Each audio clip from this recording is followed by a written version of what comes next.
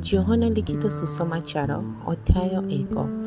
ଆଦ୍ୟରେ ବାକ୍ୟ ଥିଲେ, ବାକ୍ୟ ଈଶ୍ୱରଙ୍କ ସଙ୍ଗେ ଥିଲେ, ସେହି ବାକ୍ୟ ଈଶ୍ୱର ଥିଲେ। ସେ ଆଦ୍ୟରେ ଈଶ୍ୱରଙ୍କ ସହିତ ଥିଲେ। ତାହାଙ୍କର ଦ୍ୱାରା ସମସ୍ତ ସୃଷ୍ଟ ହେଲା। ଆଉ ଯେ ସମସ୍ତ ସୃଷ୍ଟ ହୋଇଅଛି, ସେଥିମଧ୍ୟରୁ ଗୋଟିଏ ସୁଦ୍ଧା ତାହାଙ୍କର ବିନା ସୃଷ୍ଟ ହୋଇନାହିଁ।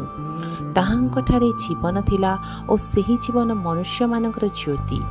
ସେହି ଜ୍ୟୋତି ଅନ୍ଧକାରରେ ଜ୍ୱାଜ୍ୱଲ୍ୟମାନ ହୋଇ ଆସୁଅଛି, ଆଉ ଅନ୍ଧକାର ତାହା ଗ୍ରହଣ କରିନାହିଁ। ଈଶ୍ୱରଙ୍କ ନିକଟରୁ ପ୍ରେରିତ ଜଣେ ବ୍ୟକ୍ତି ଉପସ୍ଥିତ ହେଲେ, ତାହାଙ୍କର ନାମ ଯୋହନ। ସେ ଯେପରି ଜ୍ୟୋତି ବିଷୟରେ ସାକ୍ଷ୍ୟ ଦିଅନ୍ତି, ପୁଣି ତାହାଙ୍କର ଦ୍ୱାରା ସମସ୍ତେ ବିଶ୍ୱାସ କରନ୍ତି, ଏଥିପାଇଁ ସେ ସାକ୍ଷ୍ୟ ଦେବା ନିମନ୍ତେ ଆସିଲେ। ସେ ନିଜେ ସେହି ଜ୍ୟୋତି ନଥିଲେ, କିନ୍ତୁ ଜ୍ୟୋତି ବିଷୟରେ ସାକ୍ଷ୍ୟ ଦେବା ନିମନ୍ତେ ଆସିଲେ।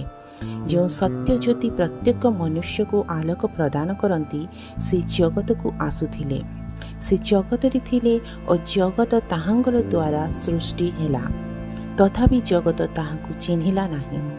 ସେ ଆପଣା ରାଜ୍ୟକୁ ଆସିଲେ, ତଥାପି ତାହାଙ୍କର ନିଜ ଲୋକମାନେ ତାହାଙ୍କୁ ଗ୍ରହଣ କଲେ ନାହିଁ।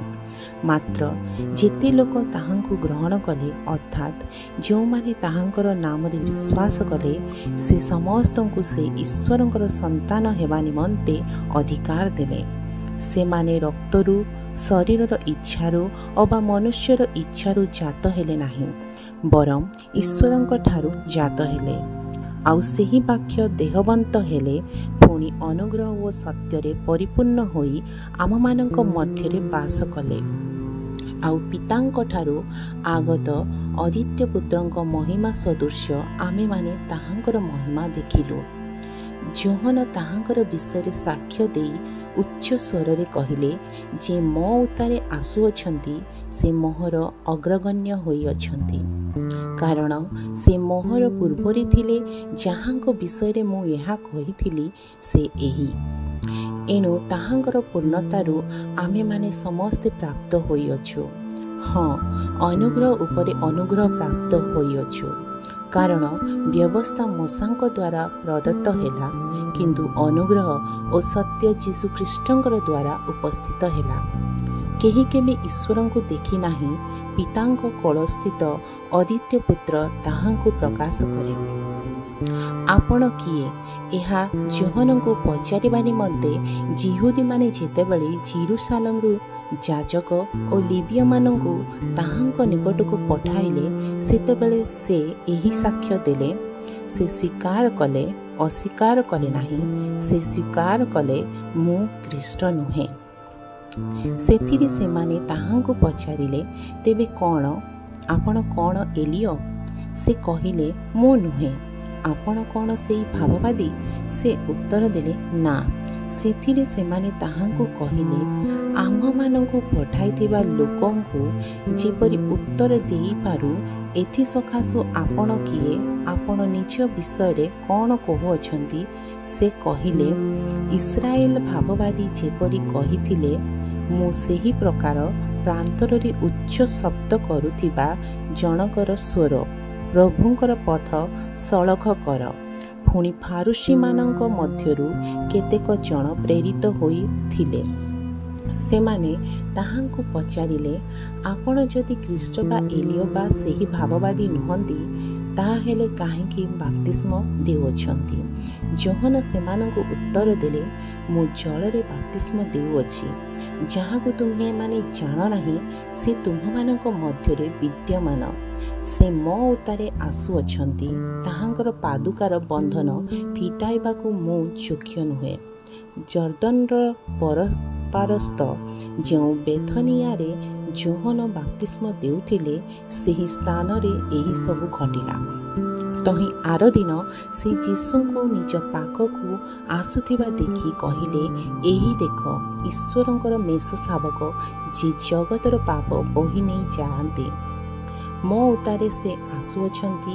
ସେ ମୋହର ଅଗ୍ରଗଣ୍ୟ ହୋଇଅଛନ୍ତି, କାରଣ ସେ ମୋର ପୂର୍ବରେ ଥିଲେ। ଯାହାଙ୍କର ବିଷୟରେ ମୁଁ ଏହା କହିଥିଲି, ସେ ଏହି। ମୁଁ ମଧ୍ୟ ତାହାଙ୍କୁ ଚିହ୍ନି ନଥିଲି, କିନ୍ତୁ ସେ ଯେପରି ଇସ୍ରାଏଲ ନିକଟରେ ପ୍ରକାଶିତ ହୁଅନ୍ତି, ଏଥିସକାଶେ ମୁଁ ଜଳରେ ବାପ୍ତିସ୍ମ ଦେବାକୁ ଆସିଅଛି। आउ जोहन साक्ष्य देई कहिले मु आत्मा को कपट परी आकाशरू अवतरण करिबा देखिअछि। आउ से ताहांको उपरे अवस्थान कले। मु मध्य ताहांको चिन्हि नथिली, मात्र जे मते जलरे बाप्तिस्म देबाकू पठाइले से मते कहिले जहाँको उपरे आत्मा को अवतरण और अवस्थान करिबा देखिबो, जे पवित्र आत्मारे बाप्तिस्म दियंती से सही व्यक्ति।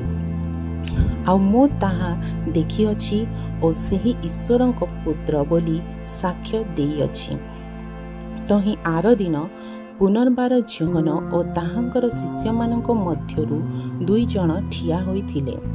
आउ से जीशुଙ୍କୁ ସେହି बाट देई जाउथिबा देखि ताहांକୁ ଏକ ଦୃଷ୍ଟିରେ ଚାହିଁ କହିଲେ, ଏହି ଦେଖ ଈଶ୍ୱରଙ୍କର ମେଷ ଶାବକ। ସେଇ 2 ଜଣ ଶିଷ୍ୟ ତାହାଙ୍କର କଥା ଶୁଣି ଯୀଶୁଙ୍କ ପଛେ ପଛେ ଗଲେ। ଯୀଶୁ ବୁଲି ପଡ଼ି ସେମାନଙ୍କୁ ପଛେ ପଛେ ଆସୁଥିବା ଦେଖି ପଚାରିଲେ, ତୁମ୍ଭେମାନେ କ'ଣ ଖୋଜୁଅଛ? ସେମାନେ ତାହାଙ୍କୁ ପଚାରିଲେ, ରାବି, ଅନୁବାଦ କଲେ ଏହାର ଅର୍ଥ ଗୁରୁ, ଆପଣ କେଉଁଠାରେ ରୁହନ୍ତି? ସେ ସେମାନଙ୍କୁ କହିଲେ, ଆସ ଦେଖିବ। ସେଥିରେ ସେମାନେ ଯାଇ ତାହାଙ୍କର ବସା ଦେଖିଲେ। ପୁଣି ସେହିଦିନ ତାହାଙ୍କ ସାଙ୍ଗରେ ରହିଲେ। ସେତେବେଳେ ସକାଳ ପ୍ରାୟ 10 ଘଣ୍ଟା ହୋଇଥିଲା। ଯେଉଁ 2 ଜଣ ଯୋହନଙ୍କ କଥା ଶୁଣି ଯୀଶୁଙ୍କ ପଛେ ପଛେ ଯାଇଥିଲେ, ସେମାନଙ୍କ ମଧ୍ୟରୁ ଜଣେ ସିମୋନ ପିତରଙ୍କର ଭାଇ ଆନ୍ଦ୍ରିୟ ଥିଲେ। ସେ ପ୍ରଥମେ ଆପଣା ଭାଇ ସିମୋନଙ୍କର ଦେଖା ପାଇ ତାହାଙ୍କୁ କହିଲେ, ଆମ୍ଭେମାନେ ମସିହଙ୍କର, ଅନୁବାଦ କଲେ ଏହି ନାମର ଅର୍ଥ ଖ୍ରୀଷ୍ଟ, ଦେଖା ପାଇଅଛୁ। ସେ ତାଙ୍କୁ ଯୀଶୁଙ୍କ ନିକଟକୁ ଆଣିଲେ। ଯୀଶୁ ତାଙ୍କୁ ଏକ ଦୃଷ୍ଟିରେ ଚାହିଁ କହିଲେ, ତୁମେ ଯୋହନଙ୍କର ପୁତ୍ର ସିମୋନ, ତୁମେ କେଫା, ଅନୁବାଦ କଲେ ଏହାର ଅର୍ଥ ପିତର, ନାମରେ ଖ୍ୟାତ ହେବ। ତହିଁ ଆର ଦିନ ଯୀଶୁ ଗାଲିଲିକୁ ବାହାରି ଯିବା ପାଇଁ ଇଚ୍ଛା କଲେ। ଆଉ ସେ ଫିଲିପଙ୍କ ଦେଖା ପାଇ ତାଙ୍କୁ କହିଲେ, ମୋହର ଅନୁଗମନ କର। ଫିଲିପ ବେଥସାଇଦାର ଲୋକ ଥିଲେ। ତାହା ଆନ୍ଦ୍ରିୟ ଓ ପିତରଙ୍କର ନଗର ଥିଲା। ଫିଲିପ ନିଥନିଏଲଙ୍କ ଦେଖା ପାଇ ତାଙ୍କୁ କହିଲେ, ଯାହାଙ୍କ ବିଷୟରେ ମୋଶା ବ୍ୟବସ୍ଥାରେ ଲେଖିଅଛନ୍ତି, ପୁଣି ଭାବବାଦୀମାନେ ମଧ୍ୟ ଲେଖିଅଛନ୍ତି, ଆମ୍ଭେମାନେ ତାହାଙ୍କର ଦେଖା ପାଇଅଛୁ। ସେ ଯୋସେଫଙ୍କର ପୁତ୍ର ନାଜରେତୀୟ ଯୀଶୁ। ନିଥନିଏଲ ତାହାଙ୍କୁ ପଚାରିଲେ, ନାଜରେତିରୁ କି କୌଣସି ଉତ୍ତମ ବିଷୟ ଉତ୍ପନ୍ନ ହୋଇପାରେ? ଫିଲିପ ତାହାଙ୍କୁ କହିଲେ, ଆସି ଦେଖ। ଯୀଶୁ ନିଥନିଏଲକୁ ଆପଣା ନିକଟକୁ ଆସୁଥିବା ଦେଖି ତାଙ୍କ ବିଷୟରେ କହିଲେ, ଏହି ଦେଖ, ପ୍ରକୃତରେ ଏ ଜଣେ ଇସ୍ରାଏଲ ଲୋକ, ଏହାଙ୍କଠାରେ ଛଳନା ନାହିଁ। ନିଥନିଏଲ ତାହାଙ୍କୁ ପଚାରିଲେ, ଆପଣ ମୋତେ କିପରି ଚିହ୍ନିଲେ? ଯୀଶୁ ତାଙ୍କୁ ଉତ୍ତର ଦେଲେ, ଫିଲିପ ତୁମ୍ଭଙ୍କୁ ଡାକିବା ପୂର୍ବେ ତୁମ୍ଭେ ଯେତେବେଳେ ଡିମିର ଗଛ ତଳେ ଥିଲ, ସେତେବେଳେ ମୁଁ ତୁମ୍ଭଙ୍କୁ ଦେଖିଥିଲି। ନିଥନିଏଲ ତାହାଙ୍କୁ ଉତ୍ତର ଦେଲେ, ହେ ରାବି, ଆପଣ ଈଶ୍ୱରଙ୍କ ପୁତ୍ର, ଆପଣ ଇସ୍ରାଏଲର ରାଜା। ଯୀଶୁ ତାହାଙ୍କୁ ଉତ୍ତର ଦେଲେ, ମୁଁ ତୁମକୁ ଡିମିରି ଗଛ ତଳେ ଦେଖିଥିଲି ବୋଲି କହିବାରୁ କି ତୁମେ ବିଶ୍ୱାସ କରୁଅଛ? ତୁମେ ଏହାଠାରୁ ଆହୁରି ମହତ ମହତ ବିଷୟ ଦେଖିବ। ପୁଣି ସେ ତାହାଙ୍କୁ କହିଲେ, ସତ୍ୟ ସତ୍ୟ ମୁଁ ତୁମ୍ଭମାନଙ୍କୁ କହୁଅଛି, ତୁମ୍ଭେମାନେ ସ୍ୱର୍ଗକୁ ଉନ୍ମୁକ୍ତ ଓ ଈଶ୍ୱରଙ୍କ ଦୂତମାନଙ୍କୁ ମନୁଷ୍ୟପୁତ୍ରଙ୍କ ଉପରେ ଆରୋହଣ ଓ ଅବତରଣ କରିବା ଦେଖିବ। ଆମିନ୍। ପ୍ରଭୁ ଏହି ବାକ୍ୟରେ ଆପଣମାନଙ୍କୁ ଆଶୀର୍ବାଦ କରନ୍ତୁ। ଯୋହନ ଲିଖିତ ସୁସମାଚାର ଅଧ୍ୟାୟ 2। ତୃତୀୟ ଦିବସରେ ଗାଲିଲିର କାନାରେ ଗୋଟିଏ ବିବାହ ହେଲା, ଆଉ ଯୀଶୁଙ୍କ ମାତା ସେଠାରେ ଥିଲେ। ଯୀଶୁ ମଧ୍ୟ ଆପଣା ଶିଷ୍ୟମାନଙ୍କ ସହିତ ସେହି ବିବାହକୁ ନିମନ୍ତ୍ରିତ ହେଲେ। ପରେ ଦ୍ରାକ୍ଷାରସ ସରିଯିବାରୁ ଯୀଶୁଙ୍କ ମାତା ତାହାଙ୍କୁ କହିଲେ, ସେମାନଙ୍କର ଦ୍ରାକ୍ଷାରସ ନାହିଁ। ସେଥିରେ ଯୀଶୁ ତାହାଙ୍କୁ କହିଲେ, ଗୋ ନାରୀ, ମୋତେ କାହିଁକି ଏଥିରେ ଜଡ଼ିତ କରୁଅଛ? ମୋହର ସମୟ ଏପର୍ଯ୍ୟନ୍ତ ଉପସ୍ଥିତ ହୋଇନାହିଁ। ତାହାଙ୍କ ମାତା ପରିଚାରକମାନଙ୍କୁ କହିଲେ, से तुम्भमानंकु जहाँ किछि कहंती ताहा कर। आउ सेठारे जिहुदी मानंक सूचीकरण रीति अनुसारे 2 वा 3 महणिया 6 गोटा पत्थर जाहाला रखा जाइथिला। जीसु सेमानंकु कहिले जाहाला गुड़िक पानी रे भर्ती कर। सेथिरे सेमाने सेही सब पद पर्यंत भर्ती कले। आउ से सेमानंकु कहिले एबे काढ़ी नहीं भोजर अध्यक्षक निकटकू घेनी जाओ। सेथिरे सेमाने घेनी गले। भोजर अध्यक्ष द्राक्षारस होइथिबा सेही पानी की चाखी ताहा केउठारु आसिला एहा जानि नथिबारु, किंतु जेउ परिचारक माने पानी काढ़ी थिले सेमाने जानिथिले।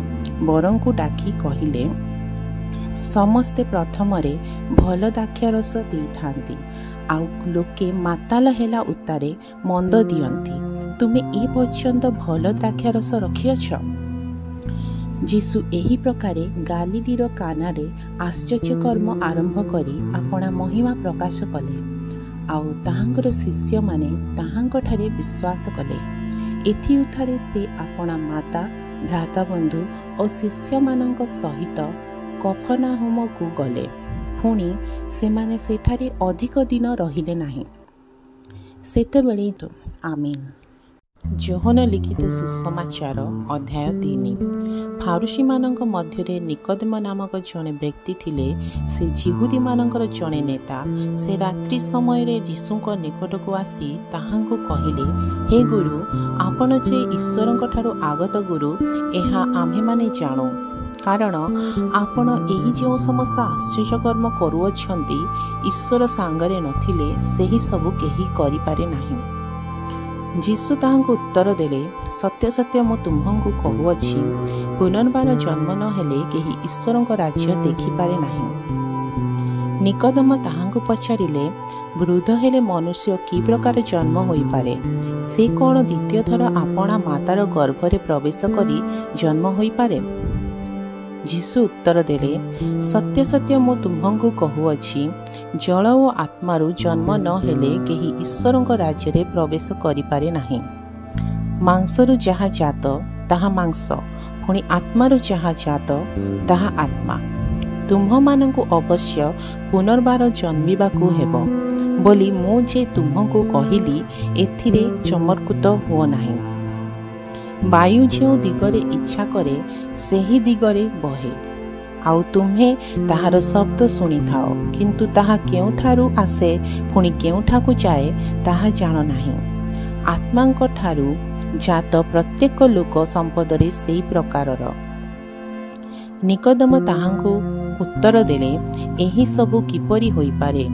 जीसु ताहांकु उत्तर देले, तुमे इस्राएल जने गुरु होई सुदा कहण एई विषय बुझी पारु नाह? मु तुमंकु सत्य सत्य कहूअछि, आम्हे माने जहा जाणु ताहा कहू, पुणी जहा देखिअछु ताहा विषय रे साक्ष्य देउ, आउ तुम्हे माने आम्ह मानकर साक्ष्य ग्रहण करू नाह।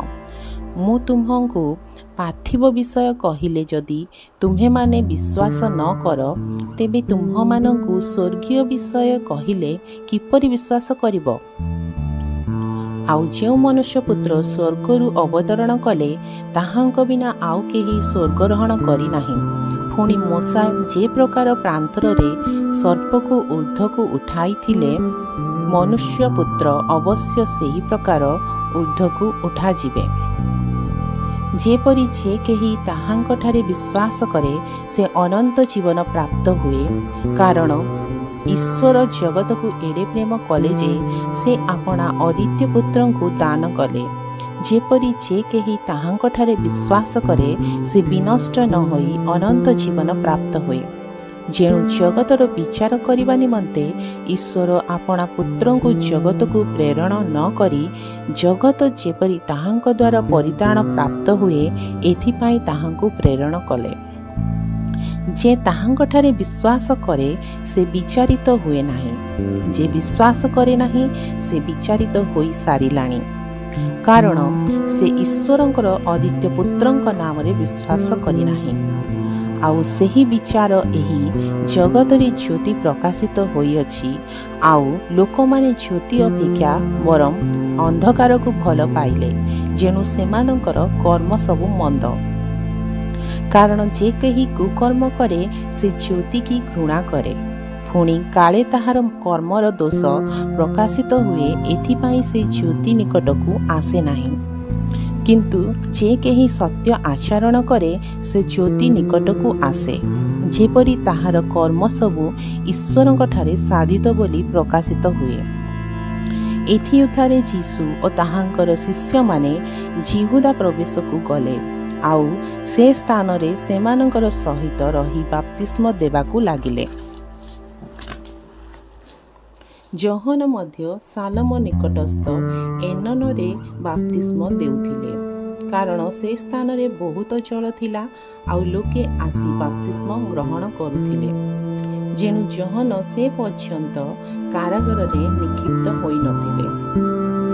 सेथि मध्यरे शौचक्रिया संपदरे जहनंकर शिष्यमानंक पक्षरु जणे जिहुदी सहित वादानुवाद घटिला आउ से माने जहनंक निकटकू जाई तांगु कहिले हे गुरु जे जर्दनर अपर पारिरे आपणक सहित थिले जहांक संपदरे आपण साक्ष्य देई अछंती देखंतु से बाप्तिस्म देउअछंती ओ समस्ते ताहांक निकटकू जाउ अछंती। जहन उत्तर देले स्वर्गरु प्रदत्त न हेले मनुष्य किछि प्राप्त होई पारे नाही। मु जे ख्रीष्ट नुहे किंतु ताहांक आगरे प्रेरित होइअछि एहा मु कहिथिली बोली तुम्हे माने निजे निजे मोहर साक्ष्य। जे कन्या ग्रहण करंती से बर किंतु बरंक झिउ बंधु ठिया होई तांक कथा शुणे से बरंक स्वर सकाशे अत्यंत आनंदित हुए। अतएव मोहर एही आनंद पूर्ण होइअछि ताहांकु अवश्य वृद्धि पाइबाकू हेबो किंतु मते ह्रास हेबाकू हेबो। जे ऊर्ध्वरु आगमन करंती से समस्तंक ठारु श्रेष्ठ। जे पृथ्वीरु उत्पन्न से पार्थिव आउ से पार्थिव कथा कहे। जे स्वर्गरु आगमन करंती से समस्तंक ठारु श्रेष्ठ। जे से जहा देखि अछंती और सुनी अछंती ताहा संपदरे से साक्ष्य दियंती किंतु ताहांकर साक्ष्य केही ग्रहण करे नाही। जे ताहांकर साक्ष्य ग्रहण करिअछि ईश्वर जे सत्य एहा से मुद्रांकन करिअछि कारण ईश्वर जहाकू प्रेरण करिअछंती से ईश्वरंक वाक्य कहंती जेणु से परिमित भावरे आत्मा प्रदान करंती नाही। पिता पुत्र को प्रेम करंती पुणी समस्त विषय ताहांक हस्तरे अर्पण करिअछंती। जे पुत्रंक ठारे विश्वास करे से अनंत जीवन प्राप्त होइअछि मात्र जे पुत्रंकु अमान्य करे से जीवन देखिब नाही किंतु से ईश्वरंक क्रोधर पात्र होई रही थाए। प्रभु वाक्य आशीर्वाद। जहन लिखित सुसमाचार अध्याय 4। जीशु जे जहनक अपेक्षा अधिक शिष्य करुअछंती और बाप्तिस्म देउछंती यद्यपि जीशु आपे बाप्तिस्म देउ नथिले मात्र ताहांकर शिष्य माने देउथिले एहा फारुसी माने सुनिअछंती बोली जेतेबेले प्रभु जानिले सेतेबेले से जिहुदा प्रदेश परित्याग करी पुनर्बार गालीली को प्रस्थान कले किंतु समीरण मध्य देई ताहांकु जीवाकु पड़िला। तेणु से जाई जाकुब आपना पुत्र जोसेफंकु जो भूमिखंडक दान करथिले सेथिर निकटवर्ती सुखार नामक समीरणर गोटिए नगर रे पहुँचिले। सेही स्थान रे जाकुबंक कूप थिला। अतएव जीशु पथश्रांत होइथिबारु सेही कूप निकटरे बसी पड़िले। सेतेबेले मध्याह्न होइथिला आउ जणे समीरणिया स्त्री पानी काढ़िबा निमंते आसीथिला। जीशु ताहांकु कहिले मते पीबाकु दियो कारण ताहांकर शिष्य माने खाद्य किनिबा निमंते नगर को जाइथिले। सेथिरे समीरणिया स्त्री ताहांकु कहिला आपण जणे जिहुदी होई किपरि समीरणिया स्त्री जे मो हातरु पीबाकु मागु अछंती कारण समीरणिया मानक सहित जिहुदी मानकर व्यवहार नाही। ଯୀଶୁ ତାହାଙ୍କୁ ଉତ୍ତର ଦେଲେ, ଈଶ୍ୱରଙ୍କ ଦାନ ଓ ମୋତେ ପିଇବାକୁ ଦିଅ ବୋଲି ଯେ ତୁମ୍ଭକୁ କହୁଅଛି ସେ କିଏ, ଏହା ଯେବେ ଜାଣିଥାନ୍ତ ତାହେଲେ ତୁମେ ତାହାଙ୍କୁ ମାଗିଥାନ୍ତ ଆଉ ସେ ତୁମକୁ ଜୀବନ୍ତ ଜଳ ଦେଇଥାନ୍ତେ। ସେହି ସ୍ତ୍ରୀ ଲୋକ ତାହାଙ୍କୁ କହିଲା, ମହାଶୟ, ଜଳ କାଢ଼ିବା ନିମନ୍ତେ ଆପଣଙ୍କ ନିକଟରେ କୌଣସି ପାତ୍ର ନାହିଁ, ପୁଣି କୂପ ତ ଗଭୀର, ତେବେ ଆପଣ କେଉଁଠାରୁ ସେହି ଜୀବନ୍ତ ଜଳ ପାଇଅଛନ୍ତି? ଆମ୍ଭମାନଙ୍କର ଯେଉଁ ପିତୃପୁରୁଷ ଯାକୋବ ଆମ୍ଭମାନଙ୍କୁ ଏହି କୂପ ଦେଇଥିଲେ, ଆଉ ଆପେ ପୁଣି ତାହାଙ୍କ ପୁତ୍ରମାନେ ଓ ପଶୁପଲ ଏଥିରୁ ପାନ କରିଥିଲେ, ତାହାଙ୍କଠାରୁ କି ଆପଣ ଶ୍ରେଷ୍ଠ? ଯୀଶୁ ତାହାଙ୍କୁ ଉତ୍ତର ଦେଲେ, ଯେ କେହି ଏହି ଜଳ ପାନ କରେ ସେ ପୁନର୍ବାର ତୃଷିତ ହେବ, କିନ୍ତୁ ମୁଁ ଯେଉଁ ଜଳ ଦେବି ତାହା ଯେ କେହି ପାନ କରିବ ସେ କେବେ ହେଁ ତୃଷାତ ହେବ ନାହିଁ, ବରଂ ମୁଁ ତାହାକୁ ଯେଉଁ ଜଳ ଦେବି ତାହା ଅନନ୍ତ ଜୀବନଦାୟକ ଜଳର ନିର୍ଝର ସ୍ୱରୂପେ ତାହାଠାରେ ଉଛୁଳି ଉଠିବ। ସ୍ତ୍ରୀ ଲୋକଟି ତାହାକୁ କହିଲା, ମହାଶୟ, ମୋତେ ଯେପରି ଶୋଷ ନ ଲାଗେ, ପୁଣି ପାଣି କାଢ଼ିବା ନିମନ୍ତେ ଏତେ ବାଟ ଏଠାକୁ ଆସିବାକୁ ନ ପଡ଼େ, ଏଥି ନିମନ୍ତେ ମୋତେ ସେହି ଜଳ ଦିଅନ୍ତୁ। ଯୀଶୁ ତାହାଙ୍କୁ କହିଲେ, ଯାଅ, ତୁମ୍ଭ ସ୍ୱାମୀକି ଡାକି ଏଠାକୁ ଆସ। ସ୍ତ୍ରୀ ଲୋକଟି ତାହାଙ୍କୁ ଉତ୍ତର ଦେଲା, ମୋର ସ୍ୱାମୀ ନାହିଁ। ଯୀଶୁ ତାହାଙ୍କୁ କହିଲେ, ମୋର ସ୍ୱାମୀ ନାହିଁ, ଏହା ତ ଠିକ୍ କହିଲ, କାରଣ ତୁମର 5 ସ୍ୱାମୀ ଥିଲେ, ଆଉ ବର୍ତ୍ତମାନ ତୁମ ପାଖରେ ଯେ ଅଛି ସେ ତୁମର ସ୍ୱାମୀ ନୁହେଁ, ଏହା ସତ୍ୟ କହିଅଛ। ସ୍ତ୍ରୀ ଲୋକଟି ତାହାଙ୍କୁ କହିଲା, ମହାଶୟ, ଆପଣ ଯେ ଜଣେ ଭାବବାଦୀ ଏହା ମୁଁ ଜାଣିପାରୁଛି। ଆମ୍ଭମାନଙ୍କ ପିତୃପୁରୁଷମାନେ ଏହି ପର୍ବତରେ ଉପାସନା କଲେ, ଆଉ ଆପଣମାନେ କହୁଅଛନ୍ତି ଯେଉଁ ସ୍ଥାନରେ ଉପାସନା କରିବା ଉଚିତ ତାହା ଜେରୁସାଲେମରେ ଅଛି। ଯୀଶୁ ତାହାଙ୍କୁ କହିଲେ, ଆଗ ନାରୀ, ମୋ କଥା ବିଶ୍ୱାସ କର, ଯେଉଁ ସମୟରେ ତୁମେମାନେ ଏହି ପର୍ବତରେ କିମ୍ବା ଜେରୁସାଲେମରେ ପିତାଙ୍କର ଉପାସନା କରିବ ନାହିଁ, ଏପରି ସମୟ ଆସୁଅଛି। ଯାହା ତୁମେମାନେ ଜାଣ ତାହା ଉପାସନା କରୁଥାଅ, ଯାହାକୁ ଆମ୍ଭେମାନେ ଜାଣୁ ତାହାକୁ ଉପାସନା କରୁଥାଅ, କାରଣ ପରିତ୍ରାଣ ଯିହୁଦୀମାନଙ୍କ ମଧ୍ୟରୁ ଆସେ। କିନ୍ତୁ ଯେଉଁ ସମୟରେ ସତ୍ୟ ଉପାସକମାନେ ଆତ୍ମାରେ ଓ ସତ୍ୟରେ ପିତାଙ୍କର ଉପାସନା କରିବେ, ସେପରି ସମୟ ଆସୁଅଛି, ପୁଣି ବର୍ତ୍ତମାନ ସୁଦ୍ଧା ଉପସ୍ଥିତ, କାରଣ ପିତା ଏ ପ୍ରକାର ଉପାସକ ଚାହାନ୍ତି। ଈଶ୍ୱର ଆତ୍ମା, ପୁଣି ଯେଉଁମାନେ ତାହାଙ୍କର ଉପାସନା କରନ୍ତି ଆତ୍ମାରେ ଓ ସତ୍ୟରେ ଉପାସନା କରିବା ସେମାନଙ୍କର ଉଚିତ। ସ୍ତ୍ରୀ ଲୋକଟି ତାହାଙ୍କୁ କହିଲା, ମସିହ, ଯାହାଙ୍କୁ ଖ୍ରୀଷ୍ଟ କହନ୍ତି, ସେ ଆସୁଅଛନ୍ତି ବୋଲି ମୁଁ ଜାଣେ। ଯେତେବେଳେ ସେ ଆସିବେ ସେ ଆମ୍ଭମାନଙ୍କୁ ସମସ୍ତ ବିଷୟ ଜଣାଇବେ। ଯୀଶୁ ତାହାଙ୍କୁ କହିଲେ, ତୁମ ସହିତ କଥା କହୁଅଛି ଯେ ମୁଁ ସେହି ଅଟେ। ଏପରି ସମୟରେ ତାହାଙ୍କର ଶିଷ୍ୟମାନେ ଆସି ତାହାଙ୍କୁ ଜଣେ ସ୍ତ୍ରୀ ଲୋକ ସହିତ କଥାବାର୍ତ୍ତା କରୁଥିବା ଦେଖି ଚମତ୍କୃତ ହେଲେ।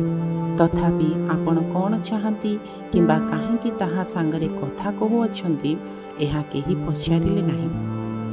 ସେଥିରେ ସେହି ସ୍ତ୍ରୀ ଆପଣା ଜଳପାତ୍ର ଧୋଇଦେଇ ନଗରକୁ ଯାଇ ଲୋକମାନଙ୍କୁ କହିଲା, ଆସ, ଜଣକୁ ଦେଖିବ, ମୁଁ ଯାହା ଯାହା କରିଅଛି ସେହି ସବୁ ସେ ମୋତେ କହିଲେ। ସେ କେଜାଣି ଖ୍ରୀଷ୍ଟ ହେବେ ପରା। ଏଥିରେ ଲୋକେ ନଗରରୁ ବାହାରି ତାହାଙ୍କ ନିକଟକୁ ଯିବାକୁ ଲାଗିଲେ। ଇତିମଧ୍ୟରେ ଶିଷ୍ୟମାନେ ତାହାଙ୍କୁ ଅନୁରୋଧ କରି କହିଲେ, ହେ ଗୁରୁ, ଭୋଜନ କରିବା ହେଉନ୍ତୁ। କିନ୍ତୁ ସେ ସେମାନଙ୍କୁ କହିଲେ, ତୁମେମାନେ ଯେଉଁ ଖାଦ୍ୟ ବିଷୟ ଜାଣ ନାହିଁ, ଭୋଜନ କରିବା ନିମନ୍ତେ ମୋର ଏପରି ଖାଦ୍ୟ ଅଛି। ତେଣୁ ଶିଷ୍ୟମାନେ ପରସ୍ପର କହିବାକୁ ଲାଗିଲେ, କେହି ତାହାଙ୍କୁ ଖାଦ୍ୟ ଆଣିଦେଇଛି ପରା। ଯୀଶୁ ସେମାନଙ୍କୁ କହିଲେ, ମୋହର ପ୍ରେରଣକର୍ତ୍ତାଙ୍କର ଇଚ୍ଛା ସାଧନ କରିବା ଓ ତାହାଙ୍କର କାର୍ଯ୍ୟ ସମାପ୍ତ କରିବା, ଏହା ହିଁ ମୋର ଖାଦ୍ୟ। ଶସ୍ୟ କାଟିବାକୁ ଆହୁରି 4 ମାସ ଅଛି, ଏହା କି ତୁମ୍ଭେମାନେ କହୁନାହଁ? ଦେଖ, ମୁଁ ତୁମ୍ଭମାନଙ୍କୁ କହୁଅଛି, କ୍ଷେତ୍ରଗୁଡ଼ିକ ପ୍ରତି ଦୃଷ୍ଟିପାତ କର। ସେହି ସବୁ କଟାଯିବା ନିମନ୍ତେ 4 ପାଚିଲାଣି, ଏବେ ସୁଦ୍ଧା କଟାଳି ମୂଲ୍ୟ ପାଉଅଛି ଓ ଅନନ୍ତ ଜୀବନ ନିମନ୍ତେ ଫଳ ସଂଗ୍ରହ କରୁଅଛି, ଯେପରି ବୁଣାଳି ଓ କଟାଳି ଉଭୟ ମିଳି ଆନନ୍ଦ କରନ୍ତି। କାରଣ ଜଣେ ବୁଣେ ଓ ଅନ୍ୟ ଜଣ କାଟେ। ଏହି କଥା ଏହି ସମ୍ପଦରେ ସତ୍ୟ। ତୁମ୍ଭେମାନେ ଯାହା ନିମନ୍ତେ ପରିଶ୍ରମ କରିନାହଁ ତାହା କାଟିବା ପାଇଁ ମୁଁ ତୁମ୍ଭମାନଙ୍କୁ ପଠାଇଲି। ଅନ୍ୟମାନେ ପରିଶ୍ରମ କରିଅଛନ୍ତି, ଆଉ ତୁମ୍ଭେମାନେ ସେମାନଙ୍କର ପରିଶ୍ରମର ଫଳ ପାଉଅଛ। ମୁଁ ଯାହା ଯାହା କରିଅଛି ସେହି ସବୁ ସେ ମୋତେ କହିଲେ ବୋଲି ଯେଉଁ ସ୍ତ୍ରୀ ଲୋକ ସାକ୍ଷ୍ୟ ଦେଇଥିଲା, ତାହାର କଥା ହେତୁ ସେହି ନଗର ସମୀରଣୀୟମାନଙ୍କ ମଧ୍ୟରୁ ଅନେକେ ତାହାଙ୍କଠାରେ ବିଶ୍ୱାସ କଲେ। ଅତଏବ ସେହି ସମରୀୟମାନେ ତାହାଙ୍କର ନିକଟକୁ ଆସି ସେମାନଙ୍କ ସହିତ ରହିବା ନିମନ୍ତେ ତାହାଙ୍କୁ ଅନୁରୋଧ କଲେ। ଆଉ ସେ 2 ଦିନ ସେ ସ୍ଥାନରେ ରହିଲେ। ପୁଣି ତାହାଙ୍କର ବାକ୍ୟ ହେତୁ ଆହୁରି ଅନେକ ଲୋକ ବିଶ୍ୱାସ କଲେ।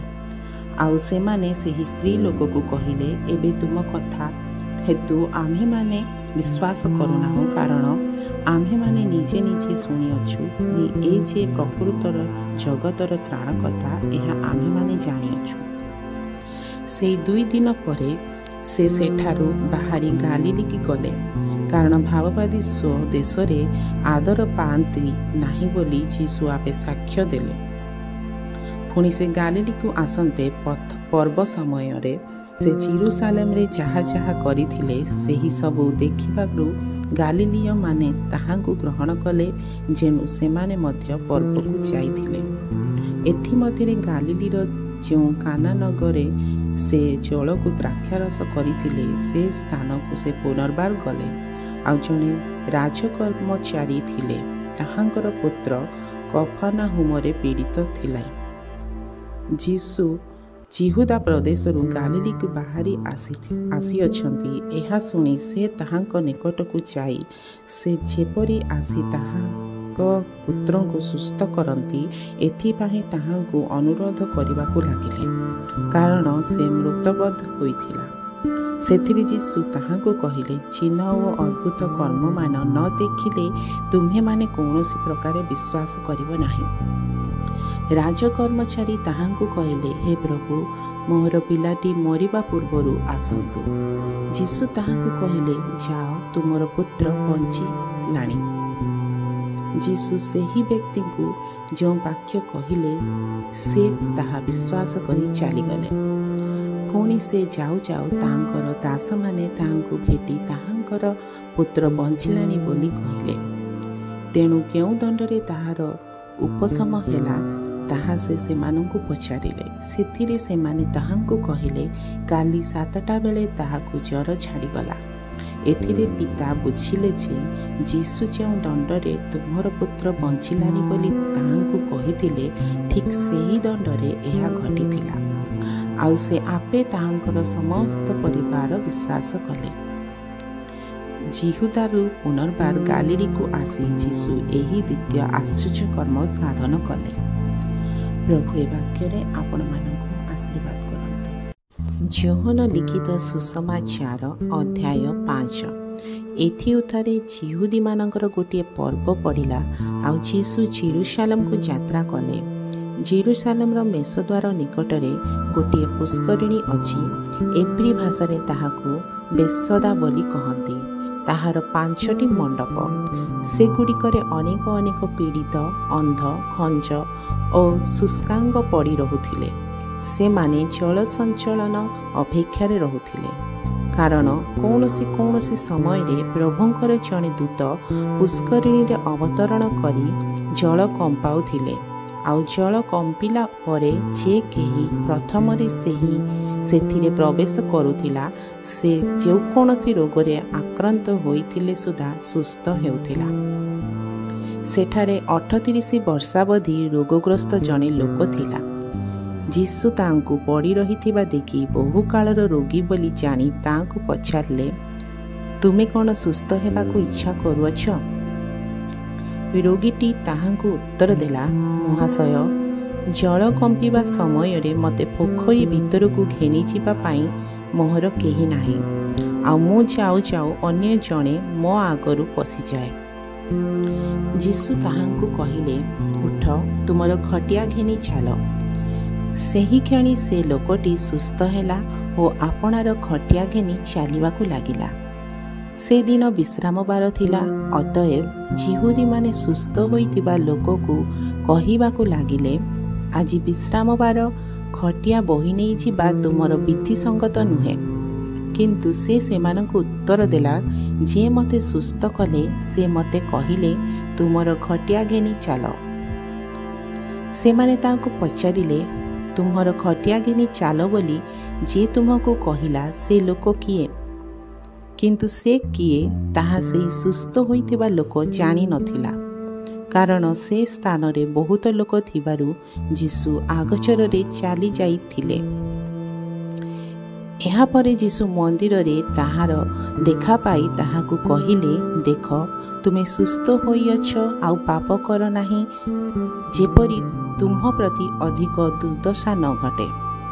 सेही लोक चली जाई जे ताहाकु सुस्थ करिथिले से जीसु बोली जिहुदी मानंकु कहिला। तेणु जीसु विश्राम बार रे एहा करुथिबारु जिहुदी माने ताहांकु ताड़ना करिबाकु लागिले। मात्र से सेमानंकु उत्तर देले, मोहर पिता एपर्यंत कार्य करुअछंती, आ मु मध्य करुअछि। एही कारणरु जिहुदी माने ताहांकु बद्ध करिबा निमंते आहुरी अधिक चेष्टा करिबाकु लागिले, जेणु से जे विश्राम बार विधि लंघन करुथिले। केवल ताहा नुहे, मात्र ईश्वरंकु आपणा पिता बोली कही निजकु ईश्वरंक सहित सम्मान करुथिले। तेणु जीसु सेमानंकु उत्तर देले, सत्य सत्य मु तुम्हमानंकु कहुअछि, पुत्र पिताकु जाहा करुथिबा देखंती, ताहा छड़ा से आपणाकु किछि करि पारंती नाही। कारण से जाहा जाहा करंती, पुत्र मध्य सेही सबु से प्रकार करंती। कारण पिता पुत्र को स्नेह करती, पुणी आपे जहाँ जहाँ करती सेही सबु ताहांकु देखाती। आउ तुम्हे माने जेपरि चमत्कृत हुओ, एथि निमंते से ताहांकु एहाठारु आहुरी महत महत कर्म देखाइबे। जेणु पिता जे प्रकारे मृत्युमानंकु उत्थापन करती, करी सजीव करती, सेही प्रकारे पुत्र मध्य जहाँ जहाँ को इच्छा सेमानंकु सजीव करती।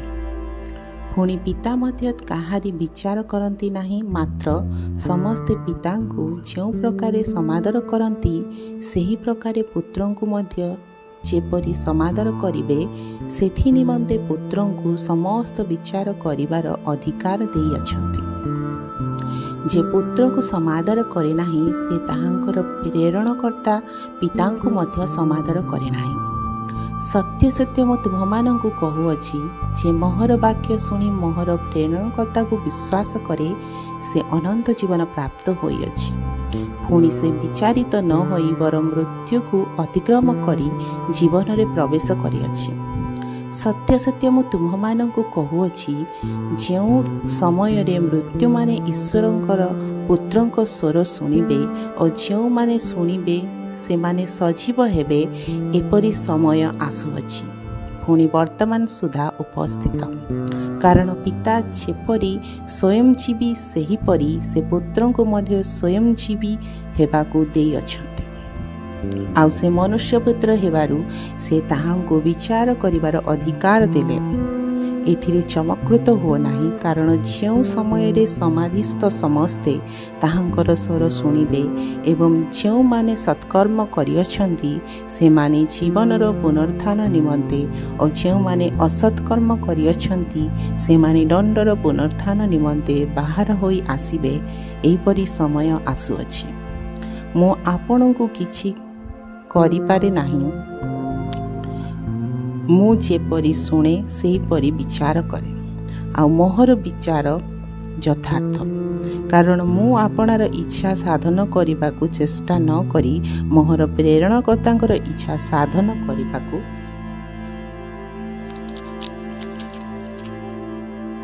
चेष्टा करे। जदि मु निज विषय रे साक्ष्य दिए, ताहेले मोहर साक्ष्य सत्य नुहे। मो विषय रे जे साक्ष्य दियंती से आउ जणे, पुणी मो विषय रे ताहांकर साक्ष्य जे सत्य ताहा मु जाने। तुम्हे माने जोहनक निकटकू लोक पटाइअछ और से सत्य सपक्ष रे साक्ष्य देइअछंती, किंतु मु मनुष्य ठारू साक्ष्य ग्रहण करे नाही, बरंच तुम्हे माने जेपरी परित्राण प्राप्त हुओ सेथिपाई एही सबु करूअछि। से ज्वलंत ओ तेजमय प्रदीप थिले, आउ तुम्हे माने अल्प काल ताहांकर ज्योति रे उल्लास करिबा निमंते इच्छुक हेलो। किंतु जहनकर साक्ष्य अपेक्षा मोहर गुरुत्वर साक्ष्य अछि, कारण पिता मते जे कार्य समाप्त करिबाकु देइअछंती, जे समस्त कर्म मु करूअछि पिता मते प्रेरण करिअछंती बोली सेही सबु मो विषय साक्ष्य देउअछि। आउ जेउ पिता मते प्रेरण कले से मो विषय साक्ष्य देइअछंती।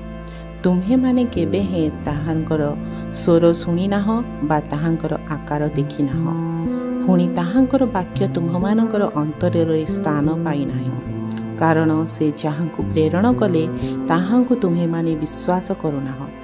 तुम्हे माने धर्मशास्त्र अनुसंधान करुअछ, कारण सेथिरे अनंत जीवन प्राप्त होइअछ बोली मने करुअछ। आउ सेही धर्मशास्त्र मो विषय साक्ष्य देउअछि। किंतु तुम्हे माने जीवन प्राप्त हेबा निमंते मो निकटकु आसीबाकु इच्छा करुनाह। मु मनुष्य मानक ठारू गौरव ग्रहण करे नाही, मात्र मु तुम्हमानंकु जानिअछि तुम्हमानंकर अंतररे ईश्वरंक प्रेम नाही। मु मोहर पितांक नाम रे आसीअछि, आउ तुम्हे माने तो मते ग्रहण करुनाह। अन्य जने जदि निज नाम रे आसीबो तेबे तुम्हे माने ताहांकु ग्रहण करिबो। तुम्हे माने किपरि विश्वास करिपार? तुम्हे माने तो परस्पर को गौरव ग्रहण करिअछ, पुणी एकमात्र ईश्वरंक ठारू जो गौरव ताहा पाइबा पाई चेष्टा करुनाह।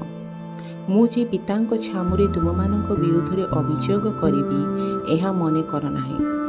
जो मशांक ठारे तुमे माने भरोसा रखिअछ से तुममानंक विरुद्धरे अभियोग करुअछंती, कारण तुम्हे माने जदि मशांक विश्वास करंत तेबे मते विश्वास करंत, जेणु से मो विषय लिखिअछंती। किंतु तुम्हे माने जदि ताहांकर लिखित वाक्य विश्वास करुनाह तेबे किपरि मोहर वाक्य विश्वास करिवो? प्रभु ए वाक्य रे आपण मानंकु आशीर्वाद करंतु।